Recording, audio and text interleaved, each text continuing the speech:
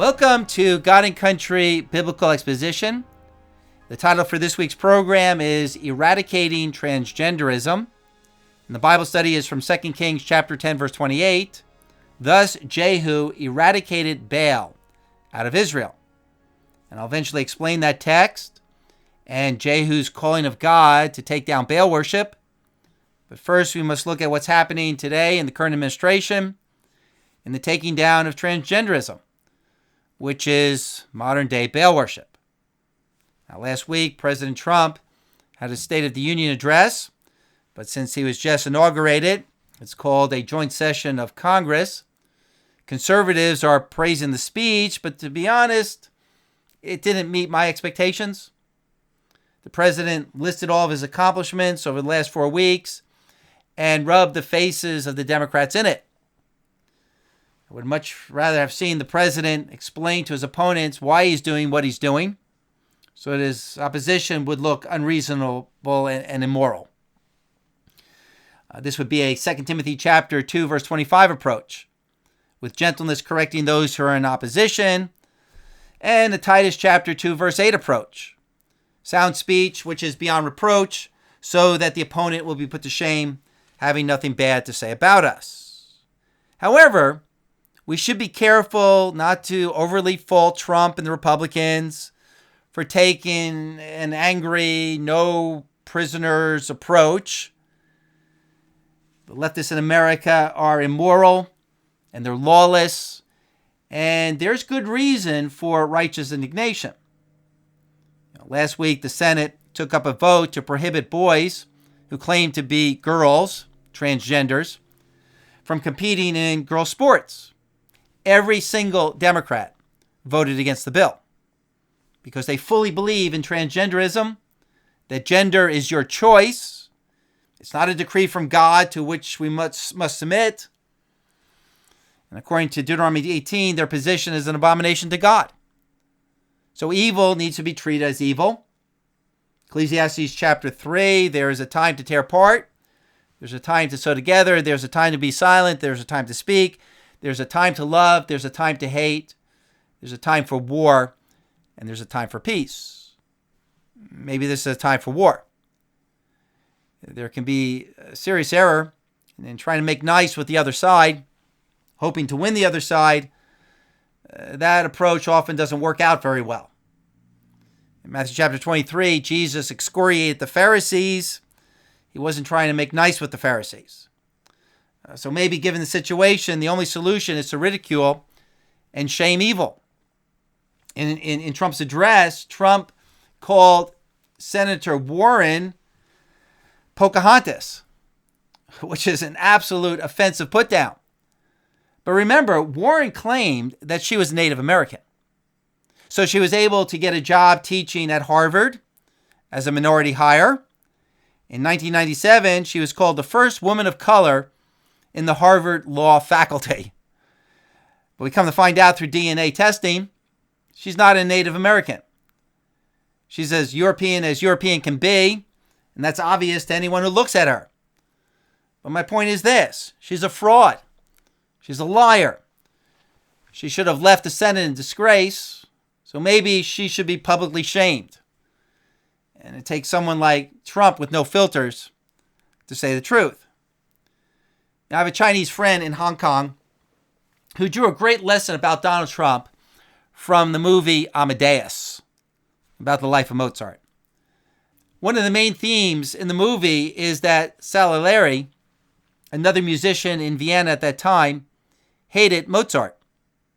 He couldn't understand how God would give Mozart, who was an immoral, foolish, socially offensive young man, so much musical talent and popularity.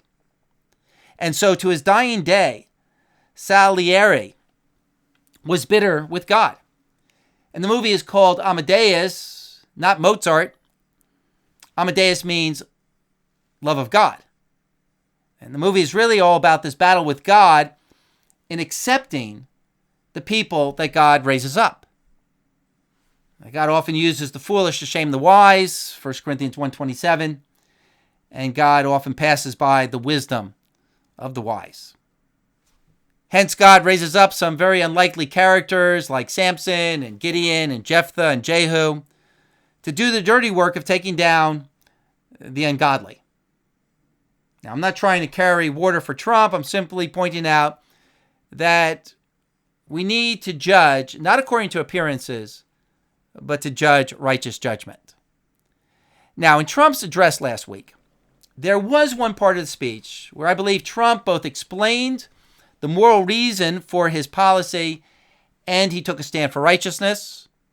And that was in addressing his executive order against transgenders playing in girls' sports. So let's listen to that piece. My administration is also working to protect our children from toxic ideologies in our schools. A few years ago, January, Little John and her husband discovered that their daughter's school had secretly socially transitioned their 13-year-old little girl. Teachers and administrators conspired to deceive January and her husband while encouraging her daughter to use a new name and pronouns.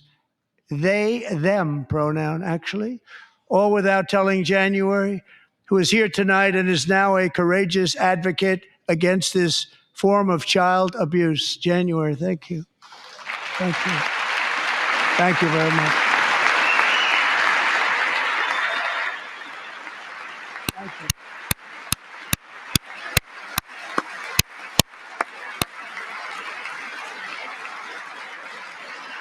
Thank you. Stories like this are why, shortly after taking office, I signed an executive order banning public schools from indoctrinating our children with transgender ideology.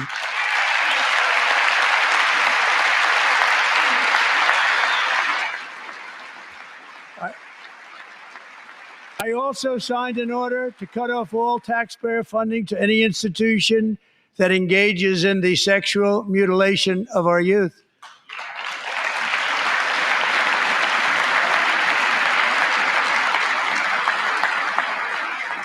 And now I want Congress to pass a bill permanently banning and criminalizing sex changes on children and forever ending the lie that any child is trapped in the wrong body.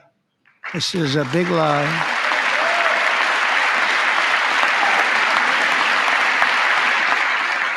And our message to every child in America is that you are perfect exactly the way God made you.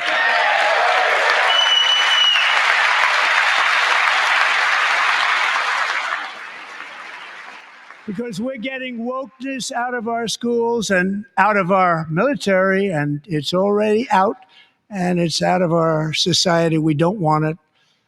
Wokeness is trouble. Wokeness is bad. It's gone. It's gone. And we feel so much better for it, don't we? Don't we feel better?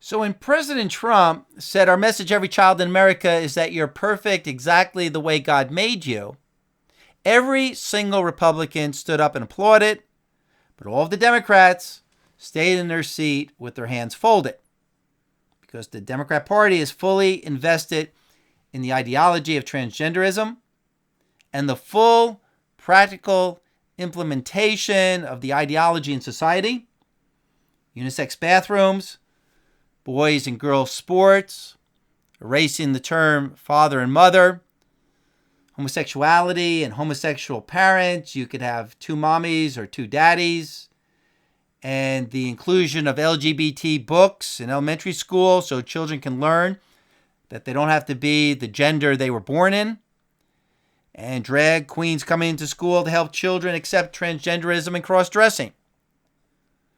Here's an article. Democrat lawmaker said drag queens are not a problem for children who want a good education.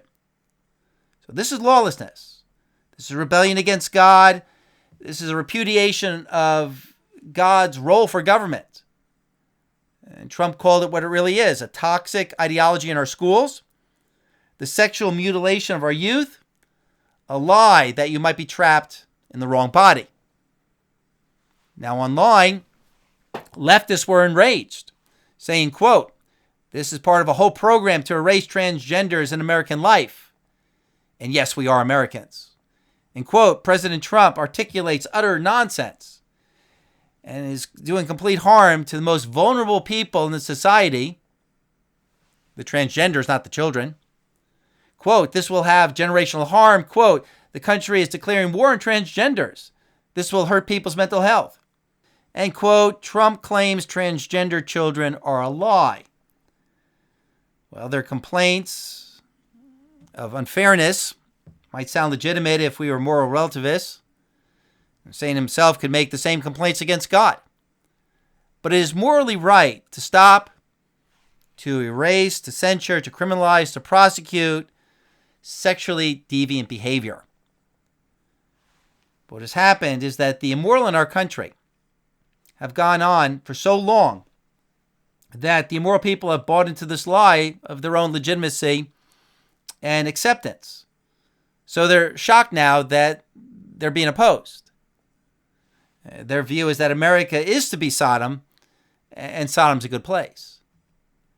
And the politicians on the left have bought into transgenderism because they're building their ethical foundation not on the law of nature, nature's God, but upon affirming man. In my church, we're going through the book of Jude Sunday morning, which describes the false teachers that will arise in the last days. Christians today often miss the point that Jude is making because we don't understand the meaning of the ancient language. Jude 16, these are grumblers, fault finders, following after their own lusts. They speak arrogantly, flattering people for the sake of gaining advantage. Now, we read the translation in the Greek, the word thaumazo, translated flattery, and we think of people telling others that they're great, they're handsome, they're talented, typical crass flattery.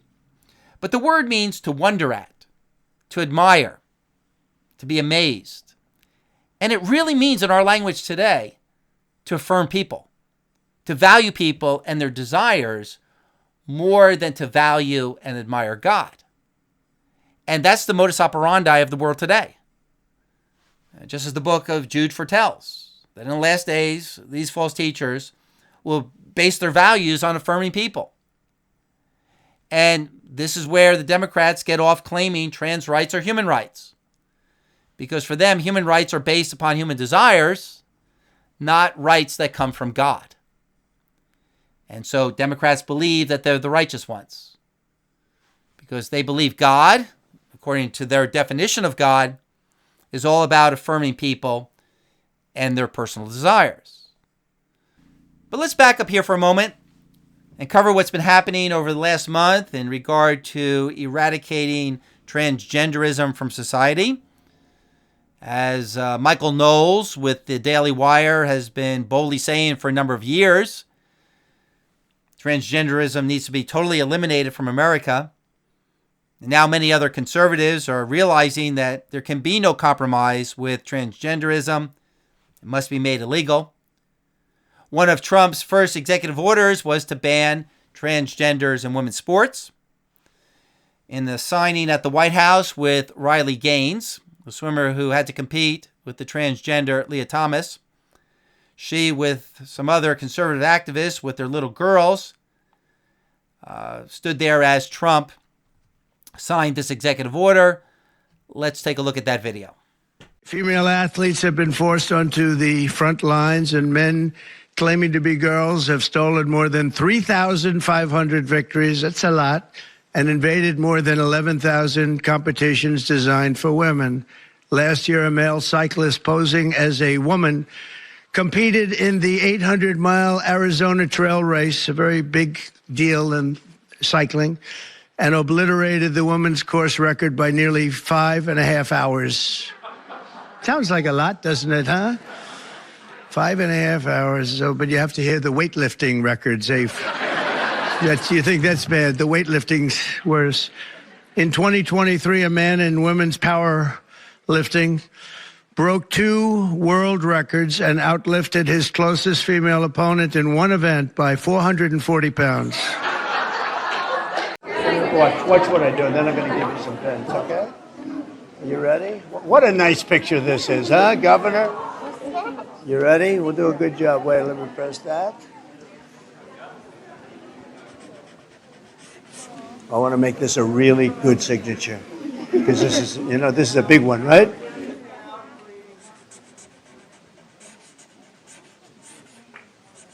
Oh, I think we have a 10. We have a 10. God bless you, Mr. President. But the reaction to that executive order is the amazing part of the story. Even in something so obvious that men do not belong in women's sports, something that's both immoral and unfair, the state of Maine and the governor refused to abide by Trump's executive order. One of the state senators, Laura Libby, has stood up against the governor on this. The whole legislature of Maine took a vote and censored her for her anti-trans position. So one wonders what's going on in Maine. Can you take a guess? Well, I did some research, and the government of Maine has been dominated by homosexual activists. These things don't take place in a vacuum. There are certain places in our country that are given over to immorality. There's also a small town in Massachusetts that voted to become a transgender sanctuary. And these people want a safe space from God's law. The Attorney General for the state of New York, Letitia James, is advising hospitals to ignore Trump's executive order prohibiting sex changes on young people. She wants it to go on. California also plans to continue allowing trans athletes to compete in girls' sports. Gavin Newsom, the governor of California, in an interview with Charlie Kirk, admitted that boys in women's sports is unfair. And it's suspected that he's trying to look conservative because he's planning to run for president. But people in his own party were outraged that Newsom would even call it unfair. But then Newsom said something that shows that he's still on the wrong foundation for ethics. He said, it's unfair, but there also needs to be humility and grace because these people are likely to commit suicide. So Newsom affirms people in their lusts, rather than affirming these girls who need to be protected mentally from transgenders. What about grace and humility toward the girls? Now, for Newsom, it only goes one way because he's a moral relativist. Here's an article in Washington State. The superintendent of public instruction, trying to defend transgender athletes, he said it's quite simple, simply inaccurate to say biologically there are only boys and there are only girls. There's a continuum, and there's a science to this. So obviously, this individual has bought into the transgenderism religion. The governor of Wisconsin also supports transgenderism. In a budget bill, he wants to change the word mother to inseminated person. The Democrat governor of Kansas, of all places, vetoed a bill protecting children from sex changes. Fortunately, the legislature in Kansas was able to override her veto. The New York City Congresswoman, AOC, of course, defended transgenderism, saying trans girls are girls, and Republicans are taking away the rights of all women to choose and to have control over their own bodies. And that doesn't even make logical sense. I'm not even going to waste my time trying to explain how transgenderism actually takes away the rights of women. Now, while all these politicians were pushing back on Trump's executive order, transgender athletes were continuing to beat girls in sports, showing the insanity of allowing boys in women's sports. A transgender athlete in Canada won for a girls' team a college basketball conference championship, and then this transgender wins the MVP award for the most valuable player after scoring 21 points for the girls' team. In New York State, a transgender won a track event by default because the girls refused to run against this boy claiming to be a girl. In Maine, the very state that refused to follow Trump's executive orders, a transgender boy beats all of the girls in a pole vault competition. Now, one would imagine that these Democrats hearing all this would see the obvious. But they're captured by their belief in personal autonomy, that nobody should be told what to do, because they themselves, even though they're not transgender, they despise God's authority. Jude, verse 10. For these people to say transgenderism is wrong, that a person must stay with the gender that they were born in, that is considered cruel divine authoritarianism. These people have a deep hatred and a despising of God's authority. So they will favor the practice of transgenderism, even if it means unfairness in something like sports. After the Democrats in the Senate voted down the bill to prohibit transgenders in women's sports, two of the Democrat senators said the reason is that this is not something the government should be involved in. Sports organizations can regulate themselves. And that was definitely a lie, an excuse. Because in every other area, these same people insist on the government stepping in to legislate, except in this case.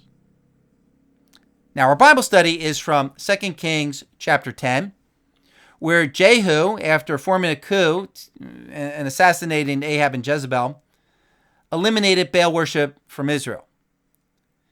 And I want us to understand that people have not changed. Sin is still sin. The same lawless LGBTQ pro-abortion crowd that we see today existed in the days of the prophet Elijah and Elisha. And it was represented under the religion of Baal. From what we know about Baal worship, there were sexual orgies, temple prostitutes, child sacrifice, the ancient form of abortion, all in the name of God. The ancients held to the same immoral philosophy as people do today, but they more clearly identified it with God and religion, believing that the true God is the one who allows and approves of their lustful desires. After all, it's just fertility, and God created sex.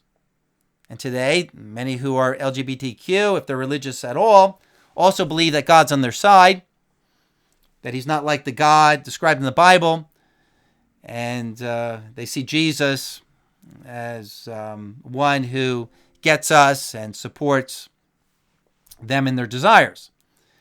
So when we read about Baal in the Old Testament, realize we're reading about modern leftism, but with a different title. We also need to consider the first and the second commandments. Exodus chapter 20, you shall have no other gods before me. You shall not make for yourself an idol or any likeness of what is in heaven above, or on the earth beneath, or in the water under the earth. Now, new readers to the Bible assume this is simply about God wanting people to use his right name. His name is not Baal. His name is not Moloch. His name is not Ra. His name is Jehovah. But that is not the main issue. The issue is the false depiction of God under these different titles. No other gods before me means truth is singular. There are not many gods. There are not many truths, but there's one God and one truth, one moral standard. A nation is not to be based on the laws of the gods of transgenderism or abortion, but on the laws of the true God. And that is the point in the first and the second commandment. Pluralism is immoral. Evil doesn't get civil rights. Evil does not get equal rights. There are to be no other gods or truth besides the true God. So God anoints Jehu, one of Ahab's commanders, to take out the administration of Ahab and Jezebel. Jezebel was the daughter of a Phoenician priest of Baal.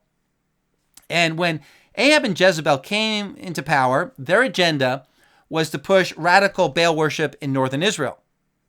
In the capital city, Samaria, one of their first acts was to build a new temple complex for Baal. And Ahab and Jezebel didn't do this simply because they liked the name Baal. They did this because they were fully committed to the immoral worldview of Baal. Just like certain politicians today, when they get into power, they immediately want to fund Planned Parenthood, or get transgenderism into schools. So the people of northern Israel were getting tired of Ahab and Jezebel and their Baal worship. But not just the Baal worship, but all of the evil that comes with it. The financial corruption, the authoritarianism, the economic collapse. All these things come as a package deal when you depart from God. So Jehu had the general support of the people. And after Jehu comes to the throne, he does what he promises to do. 2 Kings chapter 10, verse 16. Jehu meets with Jehonadab, the leader of the conservative party, and says to him, "Come and see my zeal for Jehovah God." Then Jehu claims he's now going to follow Baal. I mean, there was no Wikipedia or newspapers or bio to know otherwise. So he throws a feast for the prophets of Baal so he can get them all into one place. This is lengthy, but we have to read the whole text. 2 Kings chapter 10, verse 18. Then Jehu gathered all the people and said to them, "Ahab served Baal a little. Jehu will serve him much. Now summons all the prophets of Baal, all of his worshippers and all of his priests. Let no one be missing, for I have a great sacrifice for Baal. Whoever is missing shall not live." But Jehu did it in cunning, so that he might destroy the worshippers of Baal. And Jehu said, "Sanctify a solemn assembly for Baal." And they proclaimed it. Then Jehu sent throughout Israel for all the worshippers of Baal, and they came, so that there was not a man left who did not come. And when they went into the house of Baal was filled from one end to the other. And he said to the one who was in charge of the wardrobe, "Bring out the garments for all of the worshippers of Baal." So he brought out garments for them. Jehu went into the house of Baal with Jehonadab, and he said to the worshippers of Baal, "Search and see that there is here with you none of the servants of the Lord Jehovah, but only worshippers of Baal." Then they went in to offer sacrifices and burnt offerings. Now Jehu had stationed himself 80 men outside, and he said, "The one who permits any of the men whom I bring into your hands to escape shall give up his life in exchange." Then it came about, as soon as he had finished offering the burnt offering, that Jehu said to the guard and to the royal officers, "Go in, kill them, and let none come out." And they killed them with the edge of the sword. And the guard and the royal officers threw them out. And they went into the inner room of the house of Baal. They brought out the sacred pillars of the house of Baal and burned them. They broke down the sacred pillar of Baal and broke down the house of Baal. That's the house of Baal that Ahab and Jezebel built. And they made it into a latrine to this day. Thus Jehu eradicated Baal out of Israel. So notice the violence and the militancy of Jehu against these Baal worshippers. You say, well, God would never approve of that, would he? Well, 2 verses later, God says to Jehu, the Lord said to Jehu, "Because you have done well in executing what is right in my eyes, and have done to the house of Ahab according to all that was in my heart, your sons of the 4th generation shall sit on the throne of Israel." God hated Baal worship, and he hated the Baal worshipers. Well, you say, well, this is the Old Testament. But the God of the New Testament is the same God as the God in the Old Testament. And in the New Testament, the state is given the power of the sword to be an avenger against those who practice evil. And there have been times that Americans have had to kill communists and Nazis. The difference for us is that they were all foreigners offshore. We're not like Israel today, having to physically fight Hamas in our own land. An evil ideology, evil people within. But that may happen someday. And don't forget that all of these priests of Baal put to death the prophets of God. This was civil war. And these priests of Baal were abortionists and murderers. And the penalty of capital punishment would be applied to them. Whoever sheds man's blood, by man shall his blood be shed. Genesis 9. And for this reason, Christians wouldn't be opposed to the state using the sword against certain evildoers in certain circumstances. So let's not be squeamish over Trump's executive orders banning leftist transgenderism. It's the least he could do. Now, the story of Jehu goes on to explain that even though Jehu eradicated radical Baal worship from northern Israel, it still wasn't enough. The people did not turn back to Jehovah God, but only back to an anemic version of Jehovah worship. But still, what Jehu did for northern Israel is to hinder sin. And that's always good. And he bought for northern Israel another 144 years before her final judgment. Let me close with an article by Kevin Downey Jr. He's always an edgy, politically incorrect commentator on the culture. Quote, "I never thought I'd see Trump take a blowtorch to the cultural Marxism being propagated by the left's most coddled victims, a tiny collection of transgender people. 4 years ago, merely speaking ill of the trans would get one booted from social media, not to mention a huge permanent scar on one's environmental and social governance, ESG score. Trump has also declared war on diversity, equity, and inclusion. If there are two things that the left holds holy, it would be DEI and the transgender crew, which they use hand in glove to promote Marxism, all in the name of phantom virtue. Trump 2024 is not like Trump 2016. Trump 2024 doesn't care about screeching Democrat harpies, and it seems like most Americans are on his side. Trump's Election Day victory wasn't the end of the fight against domestic and global communism. It merely gave us the ability to fight on, this time on the offensive. Don't sit out this fight. There is too much on the line." Unquote, Kevin Downey Jr.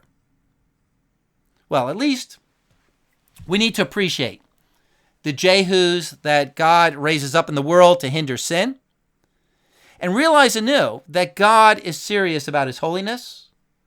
Judgment Day is coming, and people need to repent and flee to Christ for regeneration and salvation. Thanks for listening. Subscribe, like, share, leave a comment below, and may Jesus Christ reign.